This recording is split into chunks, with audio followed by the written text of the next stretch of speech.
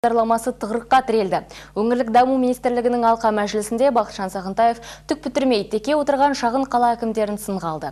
Сондай-ақ жергілікті атқарушы биліктің кейбір құзыретін кәсіпкерлердің ұлттық палатасына тапсыруды ұсынды.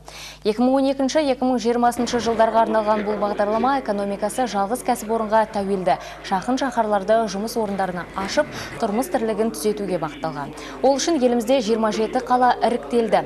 Тіпті әкімдерді Германияға барып білімін арттырып қайтқан. Алайда олар жол салып құбыр тартудан әрі аса алмай отыр. Биыл бизнесті дамытуға бөлінген 2 миллиард теңге сол күйі ерілмеген. Өйткені билік тарапынан бірде-бір жоба ұсынылмапты. Жалпы аталмыш бағдарлама шеңберінде бастапқы 3 жылға 120 миллиард теңге бөлінген. Бағдарлама нәтижесінде шаруасы шатқаяқтап тұрған шағын шаһарлар 90%-ға жаңару тиіс болатын. Основная задача – обеспечить рабочими местами людей, которые там проживают. Создание рабочих мест, создание открытие новых производств там. В этой части 0. Басты міндет моноқала тұрғындарын жұмыспен қамту, жаңа өндіріс орындарын ашу. Бұл бағытта атқарылған іс 0. Абылай Исабекович, мүмкін кәсіпкерлердің ұлттық палатасы жұмысқа кіріскенде бағдарламаның осы тармағын жергілікті әкімшіліктен алып, сіздерге тапсырамыз.